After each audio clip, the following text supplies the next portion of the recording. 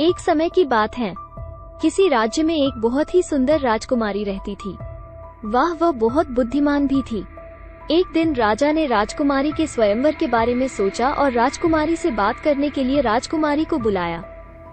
राजकुमारी ने शादी करने के लिए एक शर्त रखी। जो भी पुरुष मुझे 20 तक गिनती बोलकर सुनाएगा वही मेरे लिए योग्य वर होगा। शहर भर में ऐलान करवा दिया गया। सब लोग ध्यान से सुनी। जो व्यक्ति 20 तक गिनती बोलकर राजकुमारी को सुनाएगा वही राजकुमारी से विवाह के लिए योग्य वर माना जाएगा, और अगर गिनती नहीं बोल पाया तो उसे जेल में गट्टी पीसनी पड़ेगी। प्रतियोगिता शुरू हुई। राजकुमारी ऊपर जरोखे में जाके बैठ गई और नीचे एक नगाड़ा रखवा दिया गया। राजकुमारी की जय हो। महानुभाव, शर्त के अनुसार गिनती सुनाइए। 1 2 3 4 5 6 7 8 9 10 11 12 13 14 15 16 17 18 19 20। तो जाकर गट्टी पीस। राजकुमारी की जय हो। महानुभाव, शर्त के अनुसार गिनती सुनाइए। 1 2 3 4 5 6 7 8 9 10 11 12 13 14 15 16 17 18 19 20। तो जाकर गट्टी पीस। पास ही एक राज्य में एक राजकुमार ने ये बात सुनी तो राजकुमारी से शादी की इच्छा मन में लिए रवाना हुआ। सैनिक और राजकुमार घोड़ों पर सवार रास्ते से चले जा रहे थे। तभी बीच में एक बुजुर्ग मिला। नमस्ते राजकुमार। राजकुमार, बाबा आपको नमस्ते कर रहे हैं। छोड़ो इन्हें, हमें इनकी क्या जरूरत, तुम चलते रहो। बाबा मुस्कुराए और बोले, जिस दिन जान पर बनाए उस दिन मुझे याद करना, मैं मदद करने जरूर आऊंगा।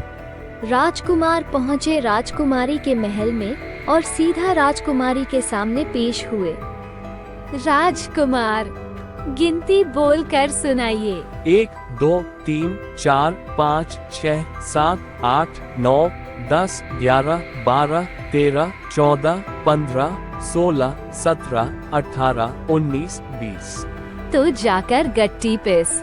राजकुमार की हालत देखकर उनके सैनिक डर गए। ये क्या हो गया भाइयों, अब क्या करें? याद है उस बाबा ने कहा था जब जान पर बनाए तो याद करना। इससे ज्यादा क्या जान पर बनेगी। जल्दी से बाबा को बुलाकर लाते हैं, चलो। बाबा मदद करो, राजकुमार मुसीबत में है। बाबा को उन पर दया आ गई। बाबा लाठी लेकर चले राजमहल की ओर। दरबार में पहुंचते ही बाबा ने जोर से नगाड़े पर चोट करी। चोट इतनी जोरदार थी कि नगाड़ा ही फूट गया।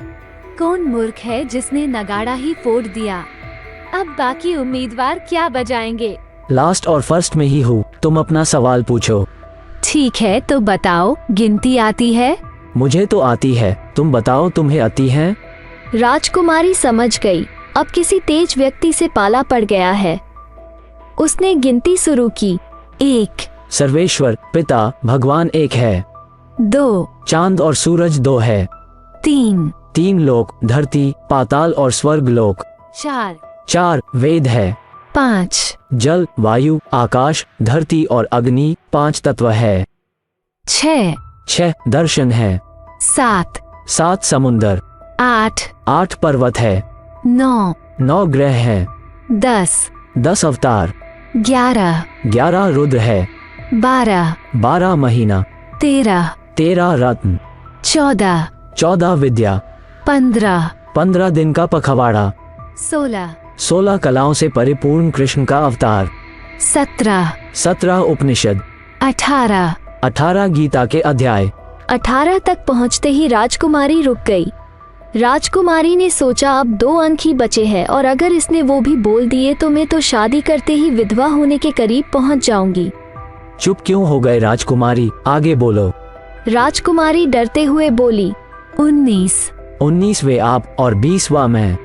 सारे दरबारी और उम्मीदवार गट्टी छोड़ के उठ खड़े हुए और बोले, राजकुमारी की शादी इससे कर दो।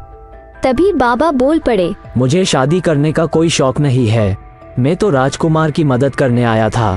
राजकुमारी की शादी राजकुमार से करवा दो, और राजकुमार आगे से जीवन में किसी का इस तरह से उपहास मत करना। इस कहानी से हमें ये सीख मिलती है कि कभी भी किसी को कम आंक कर उसका उपहास नहीं करना चाहिए।